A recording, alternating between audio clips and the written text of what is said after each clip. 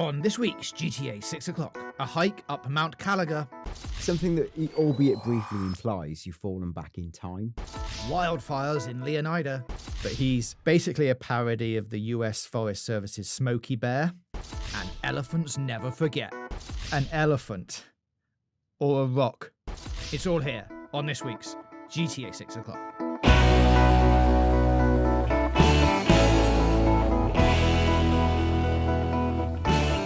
Hello and welcome to episode 81 of GTA 6 o'clock, the world's most in-depth and best connected GTA 6 show. I am your host, James JJ Jarvis, and in a week where we marked 2 months since the release of Trailer 2 and only 321 days, if my maths is right, until the release of GTA 6, we are back here with episode 81 of the show and a trip to a national park. So allow me to introduce you to the person joining me on this scenic hike.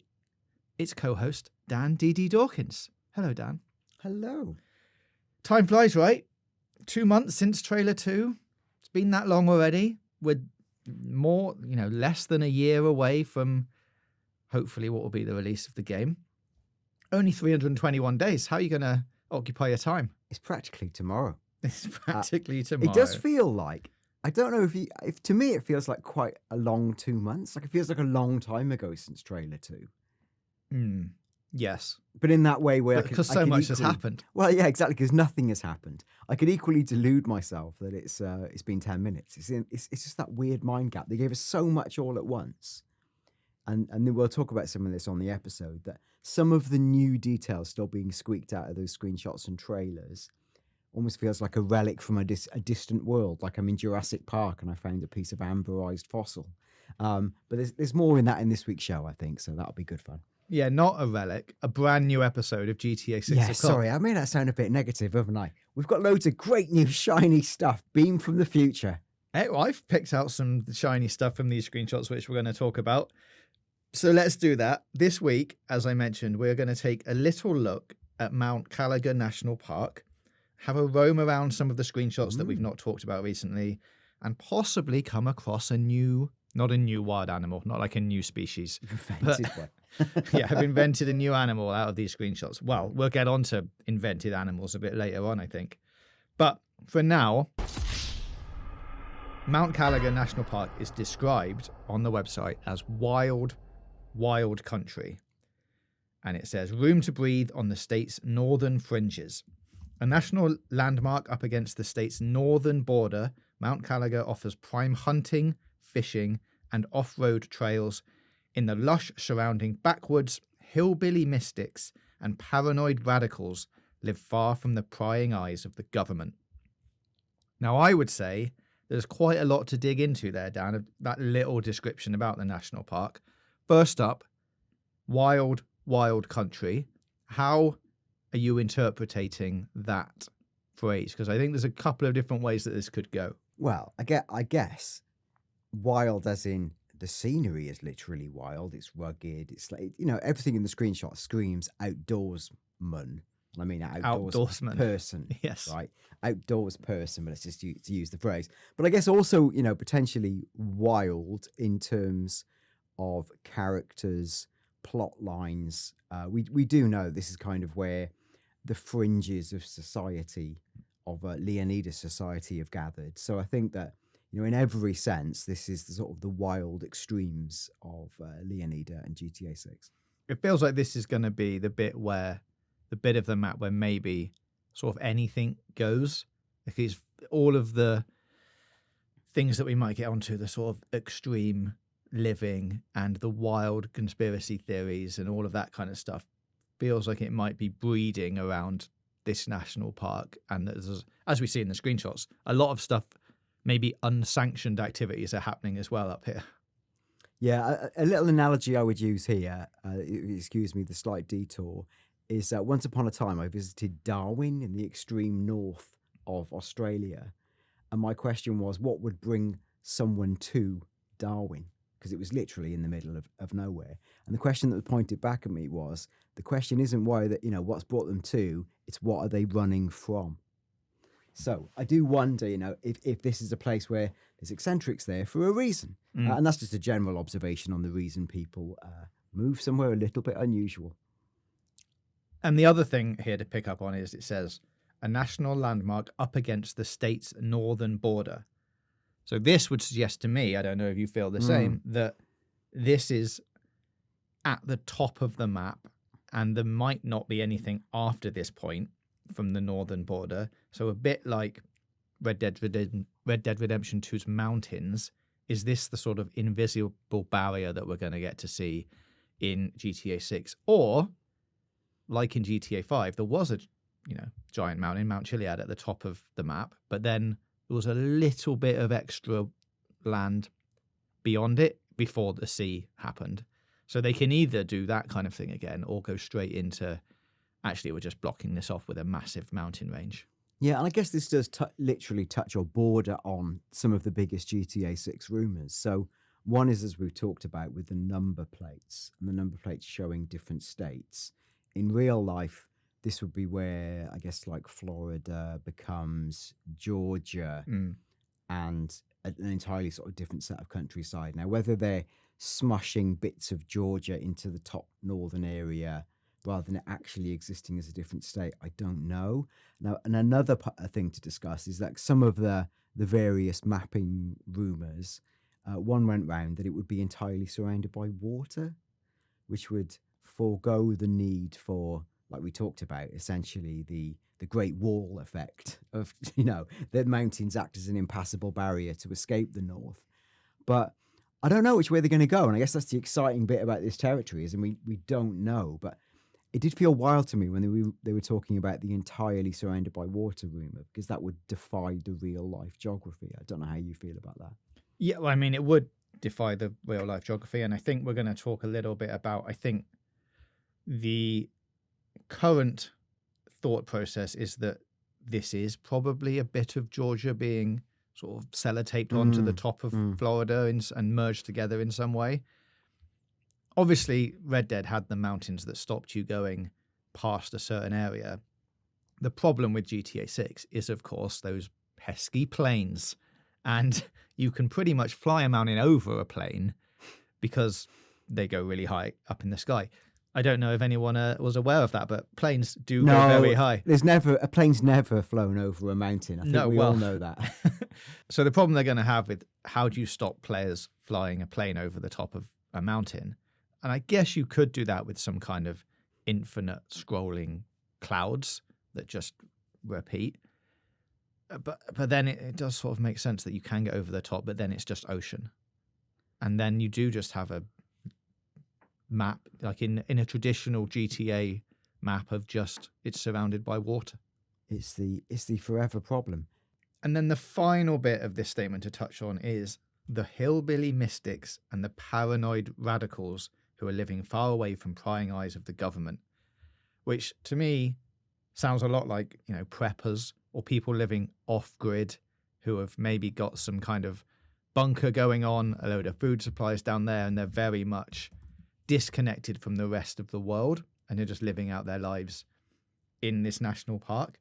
It screams that there's an entire area full here of like folklore and mysteries that could be going on. Have you seen the guy who's been living out there on his own for 80 years and he doesn't know about mobile phones and TV and all of that kind of stuff? Like, you can imagine a lot of the stranger and freaks activities happening up in and around here. Yeah, it's prime for not exactly this, but like Bigfoot. Or if you were to, to take it further, something like the Truth from San Andreas. Or even, we know that the big conspiracy character, at least as far as we've seen, is like Cal Hampton and his bodywork of tattoos, which looks almost like he's like a walking Strangers and Freaks mission. So like how many of them you could pin to this bit of geography, we'll have to wait and see. Now, to touch on a little bit of what you just talked about in terms of the geography of this, in real life, we're thinking that the landscape of the Mount Kalaga National Park is largely based on that of Georgia and a bit of northern Florida. It's got a canyon that looks like it's inspired by the Providence Canyon State Park, which is southwest of Georgia. So they're sort of taking a bit of that and putting it on the top of Florida, which isn't something that hasn't happened before. It's definitely Rockstar are very used to moving bits of geography around to make it fit in the map. And I think this is probably a good example. If you look at the screenshots of the real life thing and then the canyon that we've got in GTA 6 screenshots, you can see how that distinction has been made. It's like, well, this looks very similar.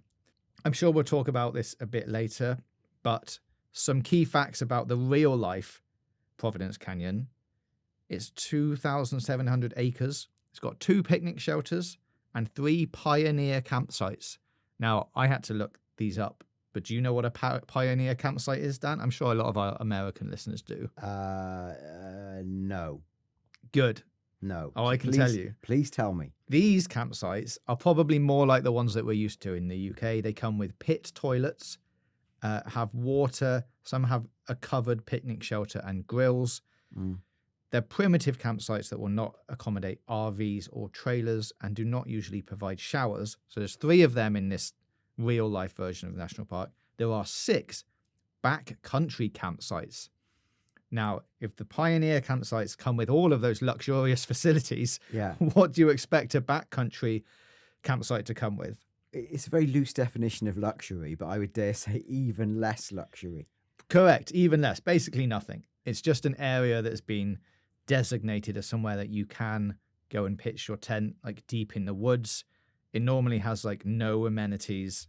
There's no restrooms. There's no access to electricity. It's just basically camping in its purest form. You take all your stuff with you, you camp, you pack it all up again, and you leave the area. So there are 6 of those dedicated things in the real life national park. Does this mean in GTA 6 we'll be able to do some of this like wild camping, or even set up a tent in some kind of campsite when you're out in this national park, or you're out hunting for animals or whatnot? Is this going to be another thing that you don't want in the game? Too realistic? Like you have to have a little sleep? I guess what it would do is allow you to pass the time, right? Yeah. If you could only see a certain animal at night and you had to hunt that animal for a specific reason, you would be able to then go, I'll sleep in my tent, 6 hours in-game time will pass, then the big bear's coming out. Yeah, camping in and of itself in a game is a bit boring. And I think you might be a novelty of doing it once to see, like, if you could camp on the edge of a cliff and see the sunrise, there'd be a visual reward for doing so. But I think you're right. The reason to do it would be because, let's say, there's a Strangers and Freaks supernatural quote marks mission or a very rare animal, and they only occur once every X days based on the in-game calendar. Yeah, you would sleep to be, and you could almost have a fun, and this would be taken to a further degree. I don't know how Rockstar would do this, given the success of the survival game genre, particularly on Steam, whether they could have some kind of, for some reason, you've been exiled from all of access to your phones, you're this, you're that, and you had to like survive for a couple of days. I just don't know how they would do that. It would be too convoluted. Unless it was somehow involved with like you take some sort of peyote substance, which has some precedence in GTA. Yeah.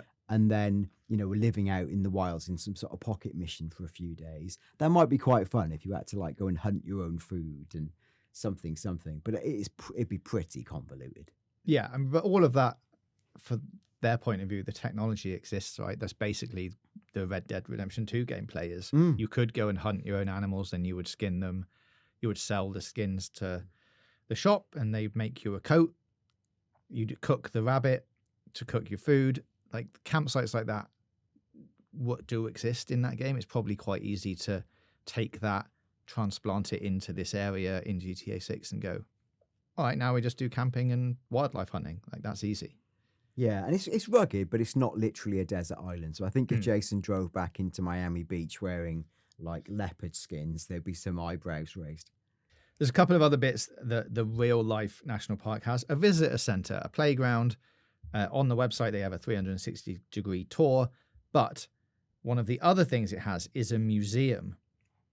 Now, this is an open-air museum that represents a 19th century town in the US state of Georgia. It was opened in 1970 in Lumpkin. In 2019, the collection of buildings was moved to Columbus in Georgia, and the museum has closed in 2023. But this is like a reincarnation of a 19th century town within this national park, or was, it isn't anymore. This is the kind of thing that I could see very much being kept alive in GTA 6. And you were wandering through this national park and suddenly it's back to the 19th century. Look, they could even put some Red Dead Easter eggs in there in a very neat way to be like, hey, look at the poster on the wall. That looks like, well, maybe John, but let's see. I think that would be super cool if there was a mission that, where for whatever reason you end up tumbling down a hill into this settlement, or you get knocked out and wake up in this settlement. Something that, albeit briefly, implies you've fallen back in time.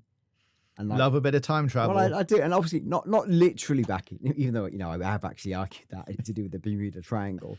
But like, it would be a clever inverted commas way to take you into a pocket environment of Red Dead without actually taking you there. Just that briefest moment of, where am I? Until it's revealed that you're actually in a recreation town and blah, blah, blah. Yeah. I just think for the 3-second fake out for the player would be brilliant. It's very Westworld of like, yeah, you're in it, but you can actually walk out of the dome and it's not robots, it's real people. Yeah. I think that, actually Rockstar, make that happen. I think that would be really good. You can see how the gameplay mechanics of that would work, where suddenly you're like, why is this Red Dead now?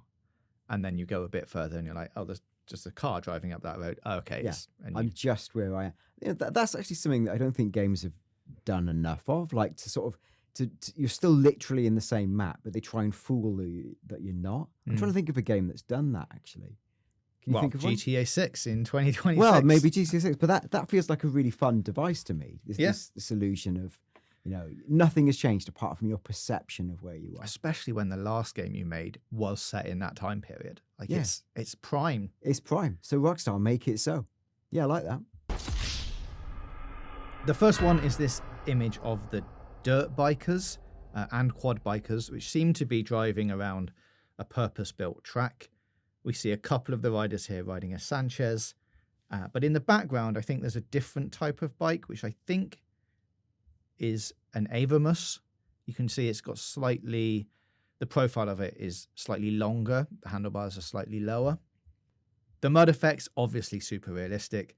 And the facility that they're driving around here, I would suggest, to me, looks like it's been abandoned. Yeah. I can't find a real life example of this track or facility as a reference point, like if it is in Georgia or northern Florida. So this might be just something that's being created just for the game. It looks like dirt bike racing is confirmed as an activity based on this screenshot, I would say. Yeah, you would assume so. And in the bottom left-hand side, there is a creature. That creature is a raccoon. Now, there's been some questions about what type of raccoon this is. And we're getting to the hot details here on GTA 6 o'clock. It could be just a regular raccoon, or there's been some talk of it being a white raccoon, but I think this is actually just a regular one. They typically sleep in trees during the day, become active in the late afternoon, and have several den sites within its home range, which is about a mile in diameter. Predators for raccoons include people, dogs, bobcats, panthers, and great horned owls. Raccoons, coincidentally, are the primary carriers of rabies in Florida and may also carry tuberculosis. Now, anyone who's played Red Dead Redemption 2 for more than 20 hours will be familiar with what tuberculosis is, but we won't go any deeper into that because Dan is still in the room, but I'm sure some of you will understand that reference. 8-year-old spoilers ahead or whatever it is. Yeah, for me, that's a shocker. Can I just say on this screenshot, I think like you said, the mud effects are really impressive. Yes, they are. It's probably a different podcast where you analyze all of this.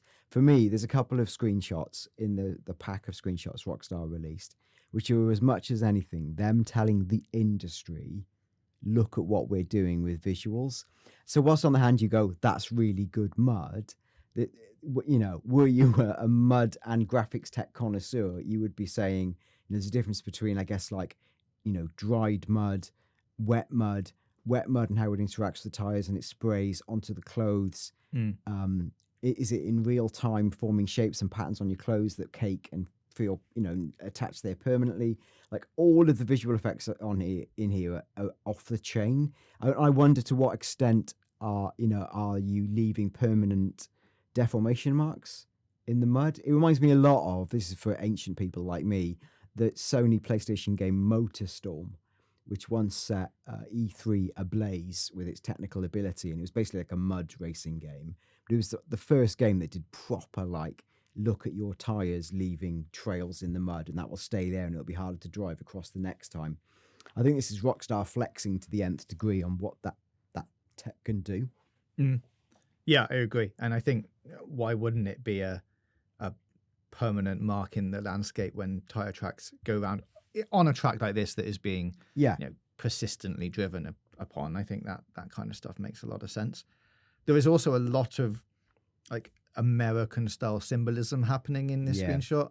The flag is prominent on those gas cylinder type structures. There's also a big American eagle on one of them. The letters is, I'm going to say something and then SCAS. In the real world, I can't find a word that is spelt like that with any letter at the beginning of it, which leads me to believe that this is some kind of abbreviation or initials for something. I can't tell you what that is. Something SCAS, like it could be something completely made up. Who knows? But I couldn't actually find anything that I could go, oh, it might be a Rockstar's recreation of this organization, especially given its setting. So yeah, up for debate on what that means. I don't know if you've got any insights yourself, Dan, or we're just going to throw this over to the comments and see if any of you listeners can shed any light on that. Yeah, probably one for the listeners. I tried in my mind to draw a link between these initials and the Allied Crystal Sugar Refinery, the ACSR, which we talked about on a previous week's episode.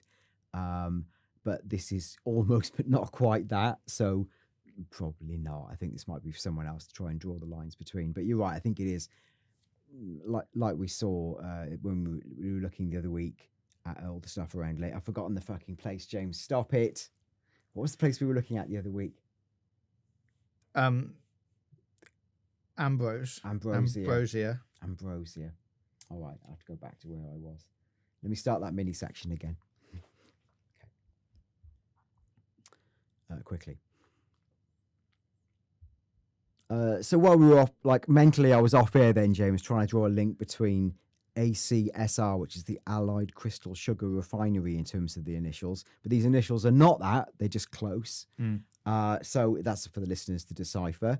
And I think you're quite right. The proliferation of American imagery reminds us a lot of as you move more northern up the map, like we did in a previous episode looking at Ambrosia, it feels like this part of the map is definitely more Republican stroke, red flag style territory. So this seems to be the place they'll gravitate.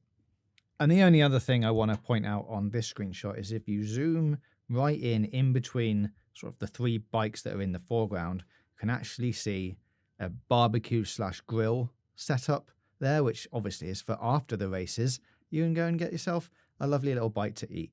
So nice bit of environmental storytelling there. Thank you very much, Rockstar. And so we move on to this second screenshot, which is the one with the helicopter in it. This, I'm imagining, is at the edge of the national park because you can see a highway there off to the bottom left. These mountains, I think this gives you a real sense of how high they are.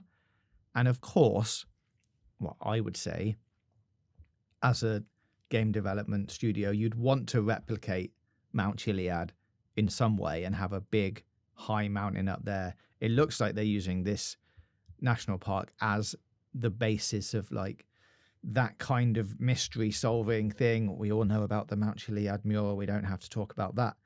But this feels like the location where you'd want that kind of activity happening. The main feature, of course, is the helicopter. The tagline on the helicopter is reporting the right news. That works on many levels. But this is a Weasel News chopper. Reporting the right news is their tagline for Weasel News. And it's a parody of what we can imagine is a real, Fox News in real life is now weasel news because, weasels are the lesser version of foxes. And that's about all I've got to say on that screenshot. The only other thing I could say on that screenshot is, and maybe wiser minds than me have done this, if you zoom in on the freeway, in the very far background, where it sort of goes from like being a sort of bridge to the main freeway, there's a red sign. It's like red with white text on the left, and I'm zooming in, and I'm going to say, based on the fact this is the clearest image ever, that's that's clearly a beef burger, right? Isn't it? Yeah. I mean, and we'll laugh about something similar later on. I don't know, but what I wondered is whether you could triangulate this location based on seeing that sign in another screen or in another trailer. I haven't tried to do that. I'm laughing at how nondescript the thing is when you zoom in, but it's definitely red. There's text on the left. There's an image on the right that I'm saying is a beef burger on a plate. It could really be anything though. It's so blurry. But the extent to which the screens actually help the mapping community triangulate, I haven't looked at in detail, but I just wonder how deliberate these clues are they're leaving to go, put this here, you can see it there, boom, these screenshots align. Now, I don't think we've seen that billboard in another screenshot, but what I think we might have seen is that image in another bit of the media that was released. Now, if we are saying, which I will follow along with, that it is a hamburger on a plate with some text, we have seen advertising for a hamburger in the bar that Jason and Lucia end up in trailer 2. There is an advert on that screen for a hamburger company. This could be the same bit of marketing just now on a billboard. If Nathan was feeling very generous, he might be able to find that and put it up side by side so we can check. I can't pull it up now, but I'm pretty sure this looks similar to that. Yeah, and you may put it up side by side and for our benefit not show it, because it's particularly me, I may have embarrassed myself. But that's what I say, I haven't had a chance to do that. It's occurring to me as we look at it. So let's jump over to the next screenshot, and this is what looks to be some kind of hunting activity. One of these guys, I will say, looks pretty skinny. You can see all of the veins all over his arms. He's also older than most people that we've seen in the screenshots. The one next to him is wearing a White Wolf Knives and Tools t-shirt. I think this is a brand new brand for GTA 6. I don't think we've had it in previous GTAs, the White Wolf brand. I can't find a real life reference to what this might be parodying. That's a word. But I'm sure there is one. I'm sure someone might have found it already by now as well. There are also creatures in this screenshot. There's a squirrel on the tree on the right-hand side, and there's something in the foreground which I think has a tail that's looping over, but I cannot tell you what animal that is. I can see it, and I can equally not describe it. Most of the screenshot is just incredible, dense layers of foliage, isn't it? It feels similar to the mud one, as in, this is to foliage what the other one is to mud in terms of graphical effects and layering. What you can identify is, you were talking about that really skinny, older, wizened dude. He has probably the clearest example yet of like a sunburn mechanic. Like you can even see like the V mark burnt into his chest and his neck. There's a really clear difference. So like that, again, it seems like that's a thing. Like sunburn is a thing. As players of like Death Stranding will attest, that is a thing in that game. I expect it to be a thing in this game. Now, there is a hunting agency in GTA 6 that appears to be inspired by the real-life Florida Fish and Wildlife Conservation Commission. In GTA 6, it's called the Protection of Animals and Controlled Hunting, which hilariously abbreviates to POACH. Great work. Yeah. And we can assume that this is in charge of regulating the wildlife and the hunting in Leonida. Now, the question around this is, I guess, are there any gameplay elements built into this? If there is a protection agency against unsanctioned hunting, could you have to get a hunting permit to hunt a specific type of animal? Is that a gameplay mechanic where you're like, actually, I'm going to go and hunt deer today. Okay, I need to get the right permit. And if you don't do that, can you do it off the books and get, higher amounts of money for some of these animals that are on the black market. Maybe that would be a fun thing to do, to earn some extra money on the side. This next shot then is the one that lines up really well with the Providence Canyon State Park reference that we talked about at the top of the show. There's a line of dirt bikers here, some of them going along the wrong side of the road, and it even looks like they've forced one or two of these cars off the road by driving erratically.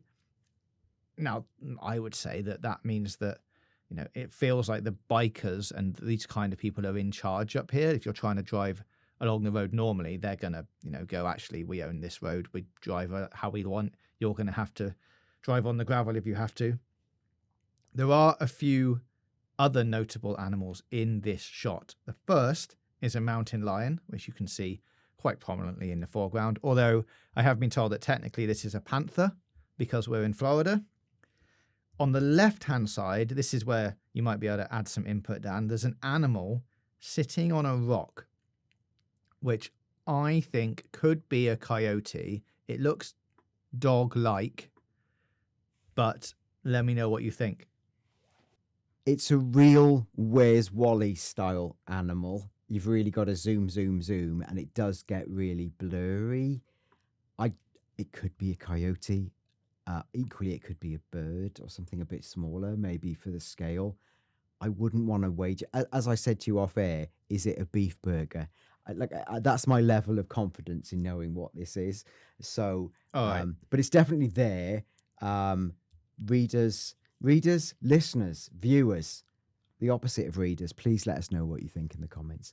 Well, let's have a go at this next one then. Slightly higher up, you can definitely see some deer there up on the top of the canyon. Yeah. And what's next to them, I think, looks a lot like a mountain goat. It's definitely goat-shaped. I don't know if you get mountain goats specifically here, but if it's not a mountain goat, it's a regular goat, I'm going to say. Other animals that you get in real life in this national park, deer, raccoons, seen both of those things, armadillos, that would be fun, and a variety of lizards and snakes. So I would say we can expect to see all of those creatures in GTA 6 in one way or another. And then, of course, there is the big one in more ways than one. An elephant or a rock, which you have covered in the GTA 6 newsletter last week. I thought it's worth bringing up again because we didn't talk about it in person, but there has been some suggestions that at the top right-hand side of this image, there is what could be perceived as an outline of an elephant. Now, obviously, elephants don't exist in Florida. Apart from in zoos. Yes. Yeah. They're not roaming around. wild. No. No, not so much. But there are a few elephant sanctuaries in Florida. Yes. And the description of the natural coast of Florida is a prime location for elephants. The climate is almost identical to their native countries, and ranches that are based in Florida are surrounded by green grass, live oaks, and natural wildlife. Now, if you were going to show me a screenshot of those things together, you'd go, yeah, looks like a pretty good environment for an elephant. I am going to put my cards on the table and say I do not think this is an elephant. And I would love, for the sake of a spicy take, say I disagree. Let's go. But look, this is what I like about this image is this is one of those things that is the GTA social online community is obviously the well is run a bit dry. So we're a bit desperate for things to talk about. Welcome to episode 81. 81 of GTA 6 Clark, exactly.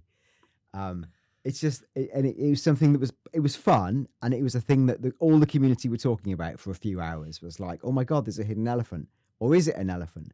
And I can't remember the name of the account in question that did it, but they ran a poll with their own readers to say elephant or rock, or elephant or stone, or whatever it was. And like the last time I looked at that poll, the results were something like 72% say rock. And I would be inclined to say rock for all sorts of reasons of logic too. I think when you really zoomed out, you can convince yourself it's the silhouette of an elephant. You could. The closer you get, the less I feel sure that's true. And logic says, what would an elephant be doing up here? So And even if, there were the secret animal in GTA 6 is an elephant somewhere, putting it in a screenshot like this for people to find is not the way to do it. Like if you're going to have a mechanic where there is an elephant sanctuary and one of the elephants escapes as part of a mission or whatever, you wouldn't go, what should we put in the first big batch of screenshots we put out? Oh, you know what? Put that elephant in there. That will really get them talking. It's just not something that would happen. Well, it is. We are talking. We're talking about. We're not. We're talking about a rock. That's the difference. The elephant rock. This will live on. This is the dress grey or blue? You decide. What I would say about the screenshot that we did touch on, but I wonder if it's worth. I would like your opinion on it. The information contained in the highway scene, to me, is quite particular. Like, it's not just like what feels like a random scattering of vehicles. It almost feels like this has been snapped mid-mission, is what I'm trying to say. Where there's almost a story within the way they're driving against the traffic. The fact there's a huge industrial flatbed there. A lot of the cars have spun off the road. It does feel to me like a snapshot of maybe something we'll eventually play. I don't know, but it just feels very specific in terms of the visual information of the scene. This one we see a bit more of a close-up image of the mountain lion or panther, however you would like to describe it. Florida panthers are a subspecies of a mountain lion, before anyone writes that in the comments. And we can obviously see a deer here as well. For me, what this is showing is the thing that we've talked about before in terms of the organic hunting system that will be prevalent in the game, but cross-species. So even if you're not doing the hunting yourself, other animals higher up the food chain will hunt the animals that they need to survive lower down the food chain. And I feel like that's an example of what is happening here. Like, it's a amazingly beautiful screenshot, of course, but I think in terms of what it's subtly trying to say is, look, nature is going to hunt itself whether you're watching or not. Yeah, and I only because I do love a visual effect. I would also note that obviously there's amazing reflections and refractions here from the water. Something I thought was really impressive. Fur was the last frontier of CGI movies, sort of during the 90s to the noughties, and it took them a while to get to a place where they could actually make CG movies with fur. I'm trying to think what the first ones were, but it was definitely turn of the century, that type of thing. Now, what's impressive here is what do we say it was? Like a cougar or a panther? Mountain lion. Mountain lion. I've got all of them wrong. The mountain lion, if you zoom in on the hair under its belly, it's wet to the point where it's sort of separated and dangling down. That's an outrageous bit of detail. If, like, the dampness of the fur affects its appearance, whether that's doctored for the screenshot or not, I don't know, but that's incredible. If that's true. And the fact that the entire animal isn't wet, like it's only gone in up to its belly, and then that's the bit that's exactly still it. So wet. it just that sort of patch damping or whatever you would call it is amazing. Well, something that'll get you very damp is falling in to this river. Not that the guy here that we can see in this next screenshot is doing that. He is in a kayak, but he is kayaking up this river. The interesting thing here is that the flood gauge sign on the left-hand side, now we've talked about this last week in terms of flooding and will the rivers rise and fall with rainfall, etc. This feels like an indication that that might actually be happening. And at some point it has got really high and now it's back down to its normal levels. There was a logo on the side of the kayak, Crest Kayaks, most likely in-game representation of Crescent kayaks in real life. Their logos are pretty similar. And there's a few more examples of wildlife. We see another fox on the far left-hand side here. And then on the right-hand side, if you really zoom in, as you love to do, Dan, I think that there is a beaver. It could be a mink. The American mink is part of the weasel family, associated with water and inhabits areas next to rivers, streams, swamps, and marshes with dense vegetation. Tick, tick, tick. But it's so small and so far away that it is quite difficult to be able to see what it is. But I'm sure somebody in the comments will have already identified what this is, unless you can do it for me now. We have talked a lot on the show about the ability for dynamic weather to affect the environments.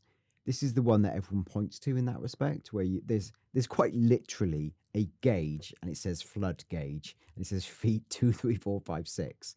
It feels very blatant to me, if that was what I was trying to say, almost to the point where I actually feel like it's an incidental detail.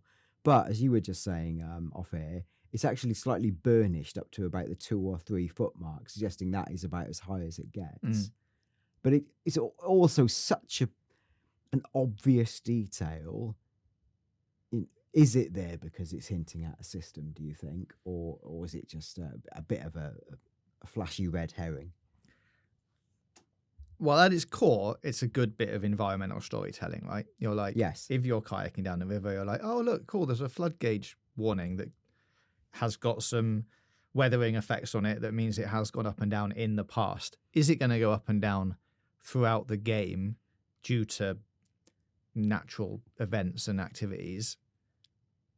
I like to think that it is going to. As we mentioned in last week's show, other games are doing this at different scales and things like that, but I don't feel like it's something that can't happen.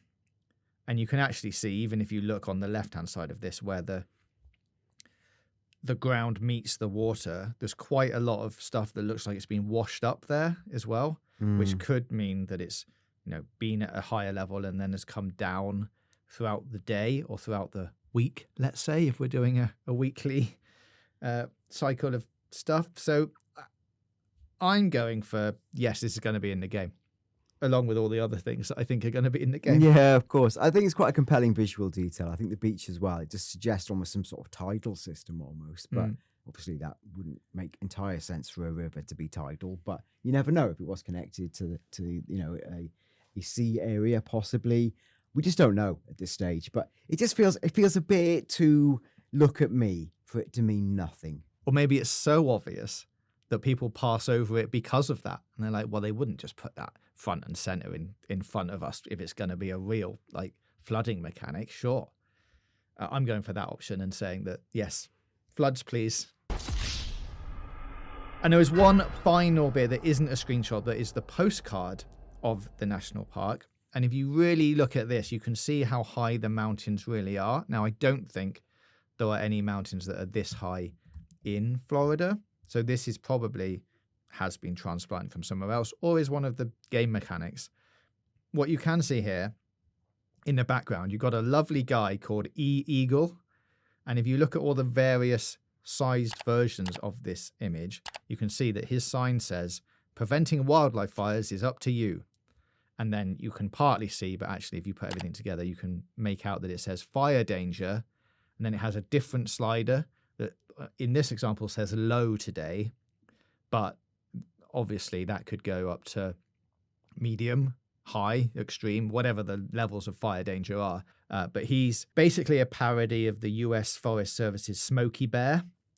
Smokey Bear has a very similar looking wildlife prevention signs that you can see in forests and national parks in the US. Now, our friend Eddie the Eagle's slogan is "Preventing wildfires is up to you." Smokey Bear's one is "Only you can prevent wildfires." So the parody here is pretty clear. Could this sign change throughout the game where it goes from low to medium to high, like the flood thing we've just talked about? Maybe. Or there was a wildfire that took place on May the 1st where a lightning strike caused a wildfire to start in the southeastern bit of a national preserve.